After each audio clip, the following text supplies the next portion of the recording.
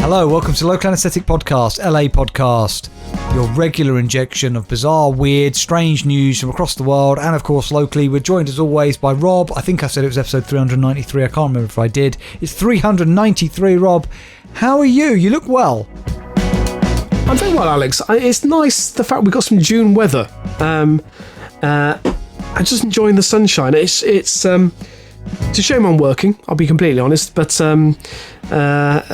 apart from that, I'm not too bad, actually. I'm not too bad at all.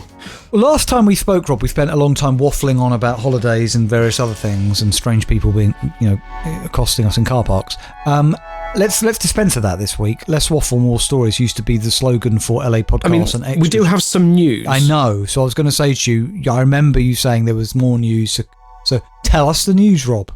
Both from Khyber. First of all, I'd like to say thank you, Khyber, for reaching out to both Amy and Helen on the group. Because we haven't heard from Amy in a long time. I really hope she's okay. Amy, I hope you're still listening. What about Helen? So you okay. Yeah, we haven't heard from either. But I saw that Khyber posted a nice message in the group reaching out to both of them, saying that they look forward for their contribution. So hopefully they'll respond.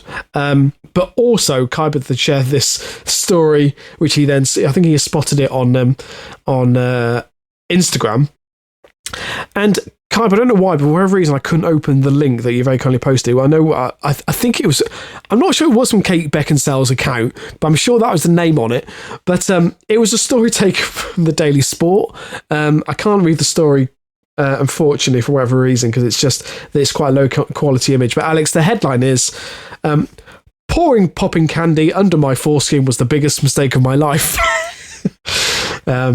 Which I can understand, Alex. You think it's going to be... Are we talking about that candy like Nerds? Do you remember Nerds? Yes, exactly that. I mean, I think they're finer crystals, and obviously they react with moisture, so it might depend on how moist your foreskin is, which is not a sentence I'd ever thought I'd had to say.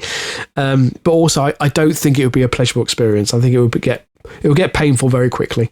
When I was little and Nerds were around, I remember I was about 8 years old, and there was some big scare story that went around because somebody had been basically opening box of Nerds and putting broken glass in them, like tiny bits of broken glass, and of course you wouldn't really know when you eat because the Nerds kind of felt like that in your mouth anyway. And I was always, Is that true? I don't know. I've always been scared of eating Nerds since, Rob. Is that like the whole razor blades in apples thing? These stories seem to do the rounds once every so often. So I wonder if there's any veracity. Yeah, I wonder if it is based in fact. Yeah. So we're not reading the story out in full about the foreskin and the... No, you can just imagine what happened. Right. Yeah, just imagine a man, naked in his flat. I imagine that... I don't want to cast any aspersions on the individual who's pictured in the photo, but I imagine that... Rob, are you... Sorry, can I just sitting in his pants watching daytime TV. Can I just ask... Okay, fine. Is this... Sorry... Is this a deliberate attempt by you and our listeners to try and humiliate and embarrass me? Is that what this is? No. Why? Well, I tried it and it was pleasurable. I mean... Right, okay. I didn't realise it was you in the picture, but actually now you say it. It was clearly an old story. I mean, yeah, there definitely is a resemblance there.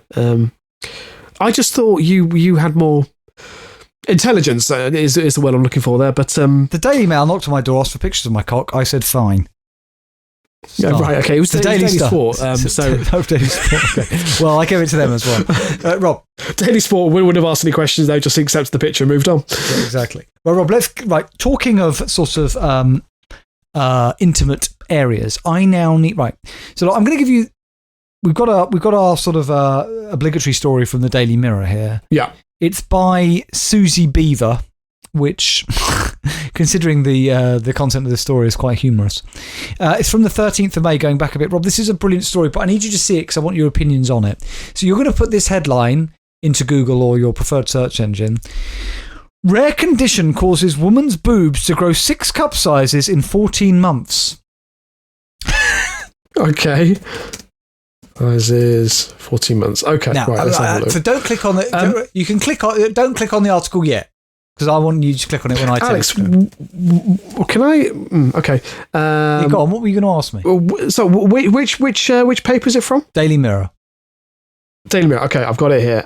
I won't click on the link just yet. Right. So you wanted to ask me something, Rob? Yes. What exactly am I looking at? I mean, I realise what I'm looking at, but why am I looking at it?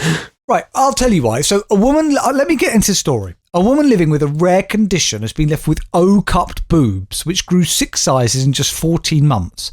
Pamela J, who has chosen not to share her real name, has gigantosmatia, a condition causing excessive and rapid growth of the breast tissue, with only 300 known cases in the world. The 27-year-old from Melbourne, Australia, was diagnosed in March last year and has seen her breast grow from a J to an O cup. She noticed her chest was rapidly growing 2 months before the diagnosis, outgrowing all her bras and suffering from back pain as a result. She was referred, Rob, to a surgeon who's been able to make the diagnosis, and as of today, her chest measures, I won't tell you that, you'll see it in a minute, right? And it causes me real back pain, etc., right? Okay. So we're thinking this is a comedy podcast, Alex. This is actually this is a horrendous condition this person's got. This is not funny, right? Is it? Yeah. It's not funny in the slightest. No. It's actually like a real debilitation. Bearing in mind this woman's calling herself Pamela J and has chosen not to choose her real name. I'm now, Rob, going to ask you to, in a second, when I say, to click on the link, and I want you to look at the top picture and then scroll down and look at the rest of the pictures, and then I want you to breathe, right, digest your thoughts, and share them with me and the listeners, based on what you've just heard. Okay, right. So I'm going to click the link. So there's a picture. Okay, right. And look at all the pictures. Please scroll and look at all of them. Yes. And keep going. Yeah, I'm on the second picture, which I think you're referring to. And there's a third picture at the bottom. So, yeah, okay. I'm with you, yes. Do you now understand why I'm reading this story? And listeners, you can go and look too. Well, I think the thing is, I mean, it's mentioned that she is on OnlyFans for a start. Right. Hang on a minute. She says I want to keep my basically describe the pictures at least for the listeners, Rob. These are not pictures. These are highly provocative pictures. Yeah, Alex, I feel this is just promotion for her OnlyFans page. It doesn't feel like this is anything to do with her condition. I think she's in some ways she's overjoyed that this has happened to her because it's gonna. I mean, she's already raking in quite a lot of money by the looks of it. Yes. So basically, this is a very well made up person. She's got a lot of makeup on. She's got obviously huge breasts and is posing in revealing outfits. Taking selfies and is on OnlyFans. So why then, Rob, has she chosen not to share her real name but have her pictures all over the mirror? Yeah, good point. Yeah, sorry, I'm not distracted by her. I'm distracted by the comments. Oh right, let's have a look at those. Also, by the way, yeah, she's made $250,000, Rob.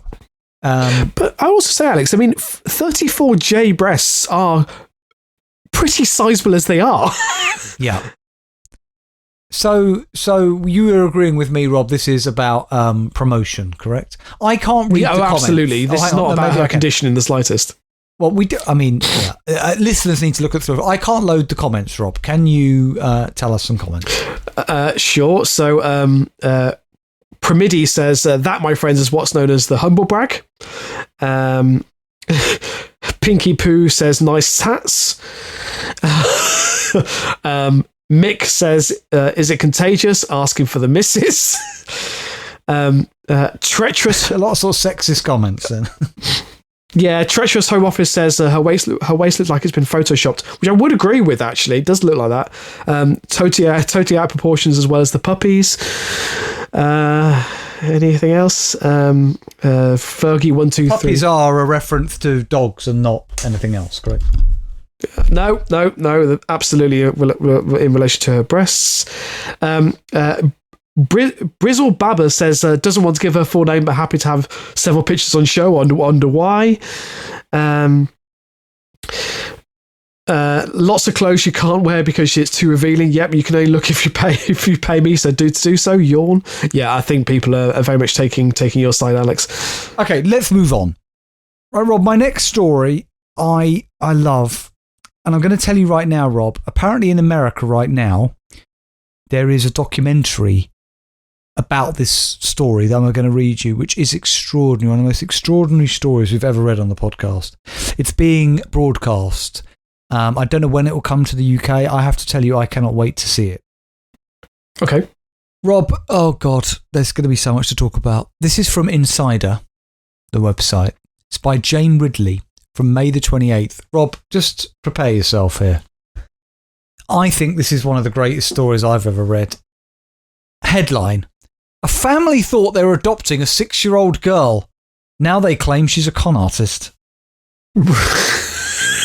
Okay, right, sure. It was perhaps one of the strangest stories ever in the headlines. Natalia Grace Barnett, a little person with a rare bone growth disorder, was adopted from Ukraine by a family who thought she was 6 years old. Her adoptive parents later claimed she was a sociopathic adult pretending to be a child. Can I just say, a sociopathic adult pretending to be a child is a great episode title. And can I also say that if we change those words slightly, I think a very good description of Boris Johnson and a number of other people who should know better is a sociopathic child pretending to be an adult.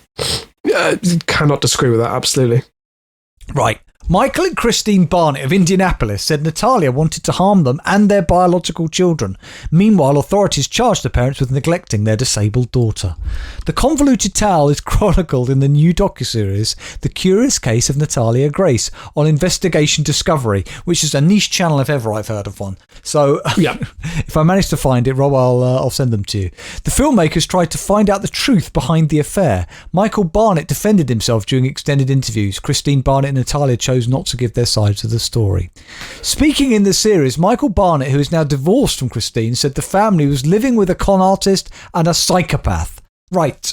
The Barnetts adopted Natalia, Rob, in 2010 from an adoption agency in Florida. Where else? Barnett said in the film they were given a day to decide whether or not they wanted to adopt the child, so not very long. It's kind of like the hard sell. Look, we've got other people, it's like buying a house. You've got to get in there straight away, Rob. Of course. They said she has dwarfism. You have 24 hours to sign, otherwise she's going straight into foster care. So they've told her this is a kid, but she has dwarfism. You've got 24 hours to make up your mind, otherwise we're giving it over to foster care. We adopted Natalia because we wanted to help somebody who was in danger of never being loved, Barnett said, adding that her Ukrainian birth certificate said she was born on September the 4th, 2003. He said they had no reason to believe she wasn't a 6-year-old orphan.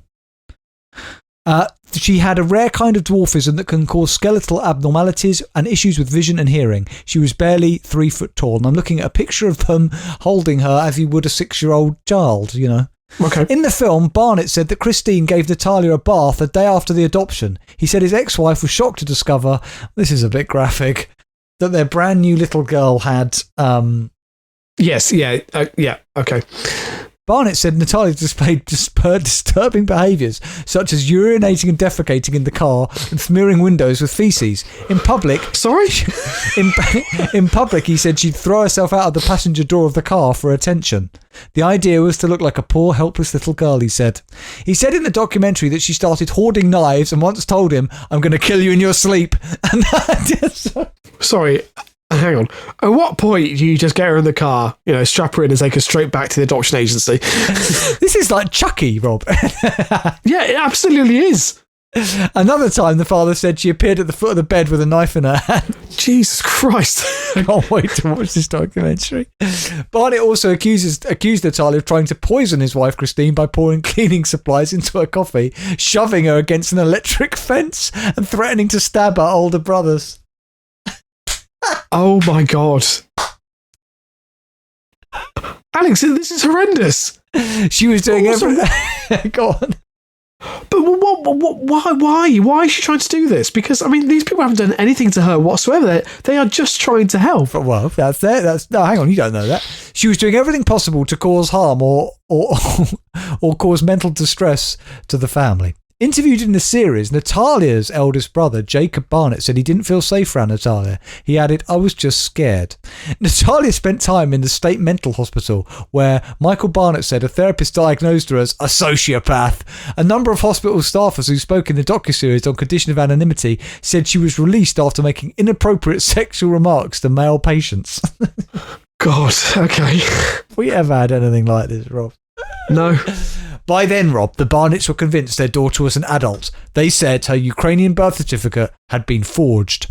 The same year, the parents successfully petitioned to court to change Natalia's birth records, citing that she hadn't grown at all in their care. It determined that she was born on September the 4th, 1989, some 14 years earlier than she claimed. What? The court order said she was a 23-year-old adult. The Barnetts found an apartment for Natalia and paid the rent. Neighbours who lived in the housing complex told the filmmakers that Natalia would introduce herself as a little person in her early 20s. They befriended her, they said, but they added they lost trust. Natalia's closest neighbours, Sue McClan and Toby and Melanie Miles, said she'd appear unannounced in their homes. Toby Miles said that he became increasingly frightened of Natalia because she told him she had tried to kill her mum. A recording of a 911 call that she made at the time was played in the documentary. Jesus Christ. "I'm stalking one of my neighbours," Natalia told the operator, adding, "I don't want to harm them." The Barnetts, there is a great horror film in this. I mean... Yeah, there is. Yeah, I can't disagree with that. The Barnetts, who were soon to engage in a bitter divorce, moved to Canada when Natalia's lease was up. Her apartment lease. They moved her into an apartment in a rundown part of Lafayette, Indiana. Speaking in the documentary, Natalia's neighbour, Kyra Weaver, said Natalia struggled to climb the steps to her apartment and couldn't reach the kitchen counter or a washing machine. "I felt like she'd been thrown to the wolves." To be fair, it does sound like they adopted this child/adult. They didn't know what to do, so they just shoved her into an apartment and said, "Fend for yourself." Yeah. Other neighbours said Natalia could barely cook for herself and had a limited diet of takeout pizza and instant noodles. Oh, what, Rob? That's what Rob eats. It's not limited. He looks fine. Rob, Rob's got rickets. Look, I haven't had any noodles for at least a week, and pizza. I mean, that was probably a few days back. But Nothing wrong with pizza. Can I say I am joking, Rob? You're a very healthy guy. I don't believe not really. Yeah, but you do. Yeah. I had a banana today. Yeah, there you go. She relied on food stamps. Authorities became involved once Natalia's electricity and phone line were cut off and her bills weren't paid. She moved in with the family of a neighbour, Cynthia Manns, and was helped by a social worker who liaised with the police. Detectives questioned the Barnetts, accusing them of leaving Natalia to fend for herself for more than 3 years. In 2019, the Barnetts, who gave opposing accounts of what happened, so this is interesting, faced a string of charges related to neglect. Prosecutors dropped the original charges of neglect of a child because the court ordered change to Natalia's age in 2012 and the statute of limitations. Instead, Michael Barnett was tried for neglect of a dependent. The authorities said that even if Natalia had been an adult at the time she was abandoned, she was dependent because of her, her diagnosis. Yeah, okay, yeah. Natalia, and oh God. A judge, we've got to keep going with this, Rob. A judge did not allow the issue of Natalia's age to be raised in front of the jury. Michael Barnett was found not guilty of all charges in the fall of 2022. Christine Barnett's trial was scheduled for February this year, but the case was dismissed. Still, Michael Barnett excoriated his ex-wife in the documentary, saying, "Christine is the walking epitome of evil." That's about his ex-wife. Okay. Now... Wow. I'm generally lost for words at this point. Now, Rob, where else do you think Natalia appeared than on 2019, The Dr. Phil Show? Oh, good. For a second there, I thought I was worried to say that I thought she started a relationship with. Remember that guy who left his family for that Ukrainian refugee? Yes. Dr. Phil, Rob. Grifter or really person who really cares about them? No, Alex, absolute grifter. There's no two words about this. I'm not. Also, hasn't it been revealed that he doesn't actually hold a doctorate? Yeah. He's not a doctor, is he? No, Rob. How do you live with yourself? I mean, he's very rich. How do you live? Is that how you live with yourself? Sorry, I was about to say you've just given the answer there. He's very rich. Then you or I could do this. We could make ourselves fabulously wealthy by basically exploiting other people, but we don't. But why don't we? Do you remember Gillian McKeith? Yes, it's exactly the same. She made a whole career about examining people's shits, and it turns out she had absolutely no medical qualifications whatsoever. Yeah, but Rob, Dr. Phil is of a whole different ball game. What do you make of it? Why don't you or I do this? Why don't we go around and sort of just do this? Dr. Rob. Well, I do, Alex. I see patients down the back of the co-op, but okay. As for Natalia, she maintained she was 6 when she was adopted. She appeared on the Dr. Phil show in 2019. They say you scammed them, that you lied about your age and came over here and terrorised them, Dr. Phil told Natalia. She insisted she was born in 2003, not 1989.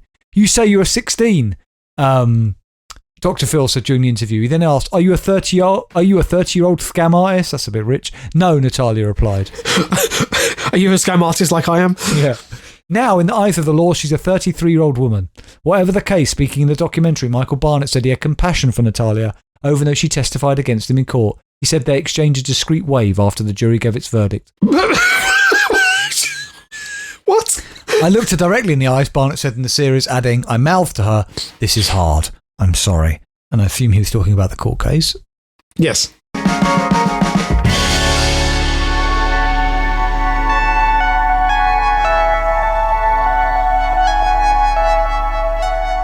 Okay, Rob, over to you. Well, Alex, as we like to on this podcast, I'm going to go for a complete change of pace here.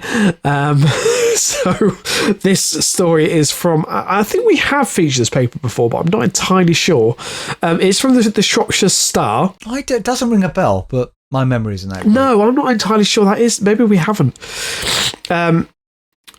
But it's a good news animal story, Alex, because I think over the last couple of weeks there's been quite a dearth of bad news animal stories. I mean, the swan, the man who caught his cat being defiled, and other things. So look, this is a good news animal story. It's from the 22nd of May by Megan Howe. So, beloved cat missing for months is reunited with owner after wandering into animal rescue conference. Sorry, Rob, can you say that again? I'm very sorry to say. I'm going to be honest. I was just checking the headlines in The Guardian. I shouldn't have been doing that. I'm really sorry. I mean, Alex, I appreciate your honesty. And for a second, I thought you'd ventured back to the story at the start of the episode, and you were just browsing the pictures. No. So the headline is, a beloved cat missing for months is reunited with owner after wandering into animal rescue conference. I don't think I've ever tried Rob's patience as much as I will now. Rob, I'm now minimising my page so I can focus on you. Can you read that? Why are you minimising it? Maybe just close the page, Alex, because it's actually quite disrespectful to openly admit, first of all, you're reading it, and then, I don't know why you didn't minimise the page after the first time you admitted that you weren't paying attention, but then to persevere to ensure that you really got a grasp of today's headlines, as opposed to the story that your co-host is trying to present to you, is slightly disrespectful. Sorry, Rob, what was that? Well, listeners, that's the end of this week's episode. Join us next week, if there is indeed a next week, and, God bless. Sorry, Rob, what was the headline? I'm now only got you. Right, okay. Right, listeners, you've heard it twice now. Do you know what? You've heard it twice. Alex doesn't need to hear the headline. Okay. I'm going to crack on with the story. Do it in the edit. So a cat that's been missing for 3 months has been reunited with its owner after wandering into an animal rescue conference in Telford, of all places. Fuck off. So, as several attendees took a break during the Association of Dog and Cat Homes conference at the Telford International Centre last week. A really fun event. I think it would be a riot, Alex. I would, I'd love to be part of the Association of Dog and Cat Homes conference. I'm sure they're a crazy bunch. Well, not crazy, but, maybe quite entertaining. They were greeted by a large black and white cat who had taken an interest. The manager of Cats Protection, Benny Benstead. Nope, that's right. Benny Benstead. He sounds like a wrong one, Rob. I'm going to be honest. Apparently, Benny Benstead was the chosen lap of choice, as the cat managed to snuggle into her lap and make herself comfortable. Sorry. So, Alex, I'm sorry, but Benny Benstead sounds like it's made up. It sounds like a television presenter who's on the BBC in the 1970s. Yes, it does. You're absolutely right. So when the delegation for rehoming supervisor Sally Conroy of the Bleak Holt, and I mean also to call it Animal Sanctuary Bleak Holt doesn't really inspire much. The cat had been hanging around for some time. She decided to fetch a microchip scanner. The microchip revealed a phone number, and they managed to get in touch with the owner, Sean Torn. Are you kidding me? Her name, Sean Torn, not Sean Torn. Sean Torn, who confirmed it was her pet Sammy, who had gone missing earlier in the year. Sean was travelling for work at the time and immediately made a detour to collect her beloved cat to bring him home. It was a team effort to get this lovely cat back to its owner. It really was a stroke of luck for him to warm up to a group of cat lovers who immediately sprung into action to try and get him home. Sean was excited to see Sammy, and we look forward to hearing how he settles back into his family life. But what if the cat wasn't happy, Rob? What if the cat was trying to leave? It just feels to me that if you're a cat and you try and run away from home, you've got no hope because people are going to find you and try and return you to your owner. Yeah. Also, I mean, Sean goes on to say, we had feared the worst, that we'd not see Sammy again. He was an adventurous cat who would wander off for a day or two at a time. It sounds like I'm sorry to say, love, but it sounds like he was trying to get away. And, really thought he'd managed to succeed this time, only to be reunited with you again.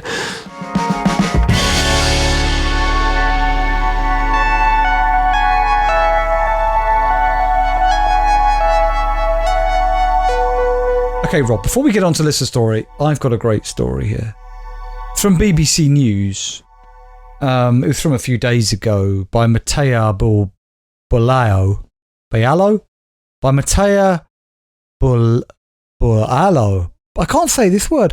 Barbalo. Barbalo. Yeah, Barbalo. Sorry, are you having a stroke? Are you trying to say Matteo Barbalo? Yes. Right. Cool. That person. Yeah, so the story's by Matteo Barbalo. Right. Please. I feel like Rob's on the edge today. Losing the will to live. I feel like Rob could just blow today, so but anyway, I wasn't trying to. Anyway, right, Rob, this great story. India official drains entire dam to retrieve phone. This is true. This is unbelievable. If you want to talk about corruption, right, a government official in India has been suspended after he ordered a reservoir to be drained entirely to retrieve his phone. It took 3 days, Rob, to pump millions of litres of water out of the dam after he dropped his device while taking a selfie. And, Rob, the cherry on the cake is, by the time it was found, the phone was too waterlogged to work. Absolutely brilliant. I mean, first of all, why would you take a selfie in front of a dam? I mean, unless it's particularly, it's not the Hoover Dam. But also, India, we're talking, doesn't have an awful lot of rainfall. So I imagine that water is probably quite scarce. So for him to do that is probably quite disgusting, really. Oh, yeah, I think, yeah, there should be a long time in jail. Yeah. Mr. Vishwas claimed it contained sensitive government data and needed retrieving, but he's been accused of misusing his position. The food inspector dropped his Samsung phone, worth about $1,200, into the Kolkata Dam in the central Indian state of Chhattisgarh. I'm sorry for anybody if I've probably mispronounced that. On Sunday, after local divers failed to find it, he paid for a diesel pump to be brought in. He said he had verbal permission from an official to drain some water into a nearby canal, adding that the official said it would in fact benefit the farmers who would have more water, so it was sort of selfless, Rob. But the pump ran for several days, emptying out roughly 2 million litres. Jesus. 440,000 gallons of water, reportedly enough to irrigate 6 square kilometres or 600 hectares of farmland.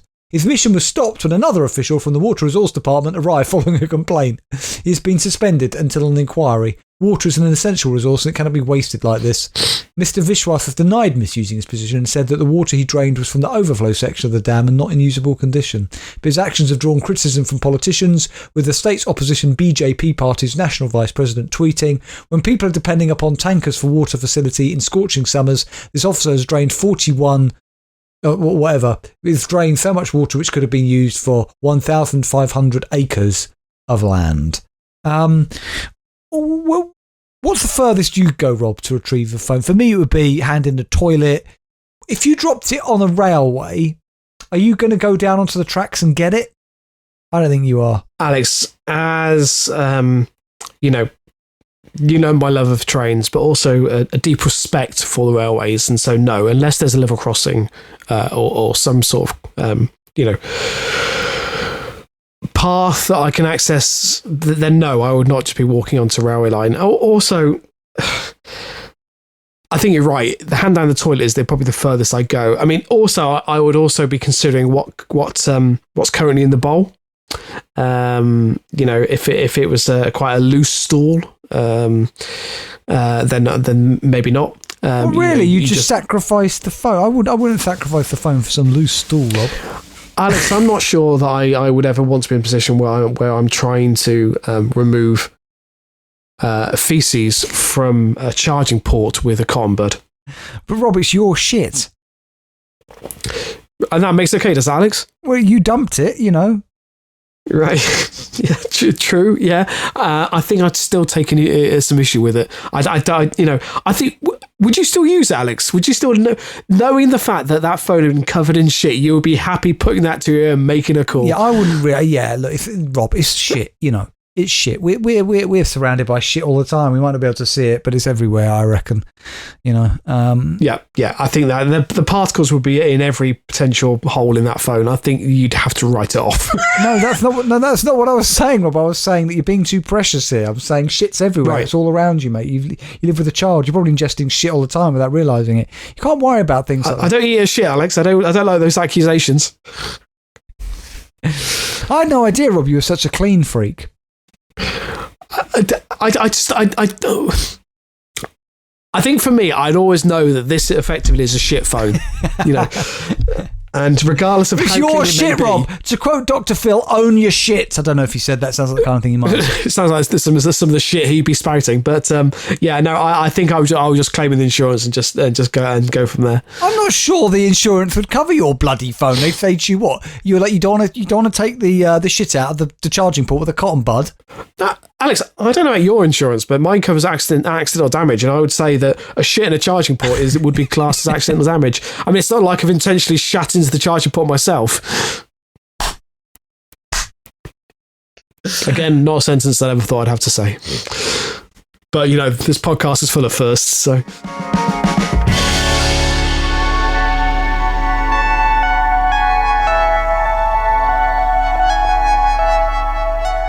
Okay, Rob, it's time for our listener story of the week. What have you got? And who's it from? Okay, so this week is from Khyber.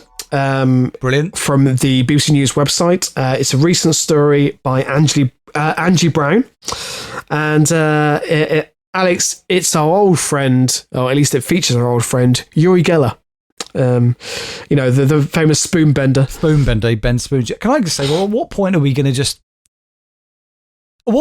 stop this pretense, and are we going to have a listener story of the week and a separate section for Khyber's story of the week? Because pretty much now, I mean, do you know what I mean? He must send us a story or more every week. He could have his own dedicated slot by now. He's been listening long enough. Well, yeah, that is possibly true. I mean, I will say, I think we probably need a listener story episode very shortly because we are building up the stories. But I saw this one and it just made me smile, to be honest. So... because it's just a bizarre story. So, Alex, a group of adventurers have swum to an uninhabited Scottish island to collect a rock for celebrity magician Uri Geller. How long has Uri Geller been a magician? Is that new? No, isn't that... Well, no, you're right. He doesn't claim to be a magician, really, does he? He claims to be more like a sort of spiritualist... Does he? He wouldn't call... He would... Yeah, I don't think he would describe it as magic, would he? Well, I think he says he's a psychic, doesn't he? Yeah, I think so.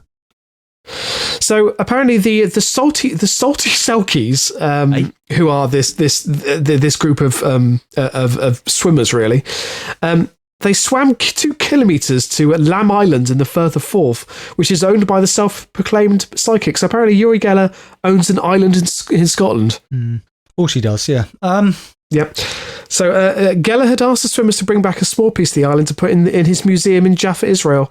Again, I didn't know that Uri Geller had a museum. And I'm just sad it's in Israel because I'd love to go to that. You can go, Rob. We'll go to Israel together. We'll go to the museum. Rob, can I just ask you a question? I'm a bit confused. If it's his island, why does he need to hire some swimmers to collect some rocks from it? Why can't he just bend down and pick them up himself? Yeah, it's a good question. I just don't think he likes leaving the country. I think he's quite happy in Israel and just didn't want to come back to get a small rock off an uninhabited island. It's his island. Okay, fine. Yeah, so a group of 6 women and one man aged between 35 and 72 spent months training and planning the challenge. Again, so just was this for a TV show? No. No. Somebody should have filmed this. So apparently, Geller bought the island back in 2009, described it as a very special place, possibly the most mystical island in the world. Uri Geller isn't one for hyperbole, Robin.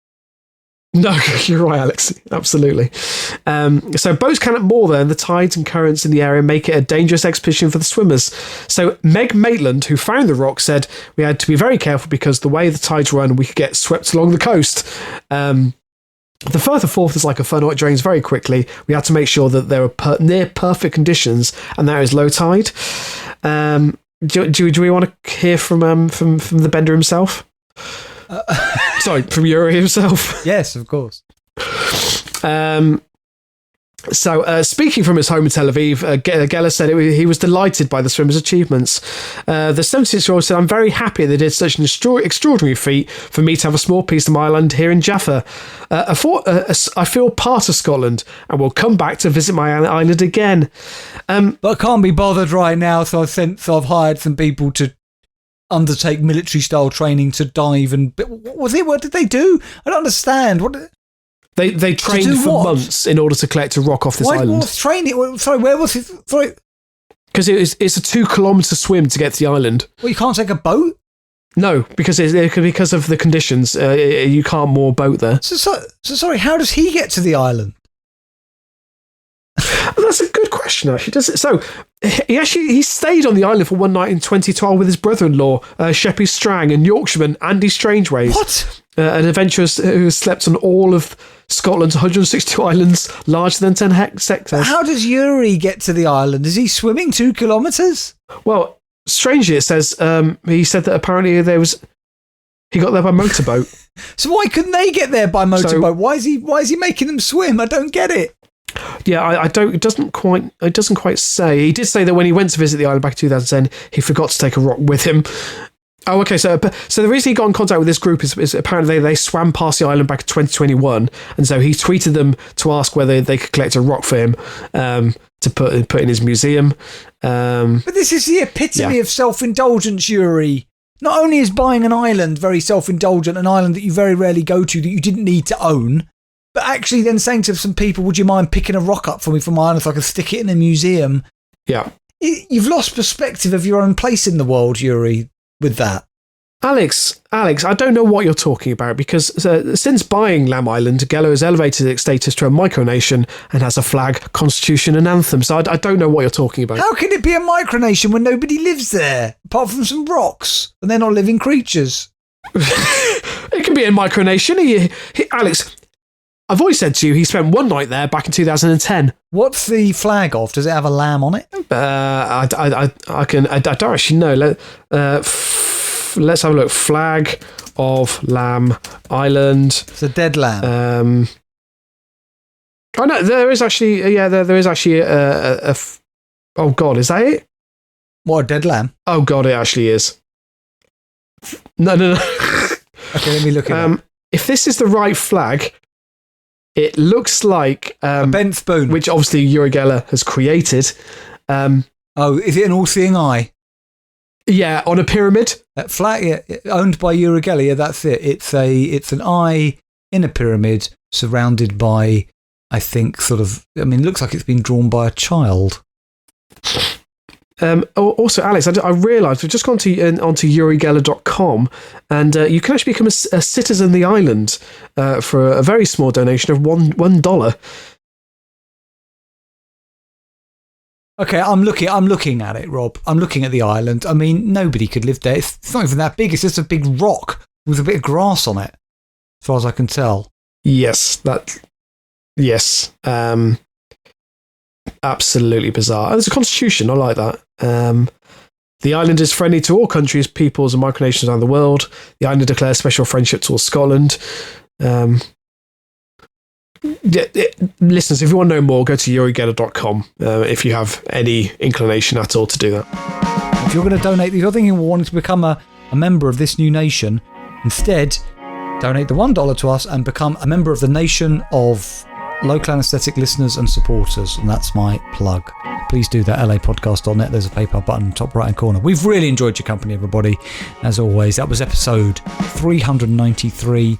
Next week, it'll be 394. As you know, there's no more Patreon episodes. If you want to get access to all of those, by the way, just by supporting this podcast via PayPal, Rob will email you links to all the various other things, episodes of things we've done that aren't now on the main feed. God bless. And keep it local.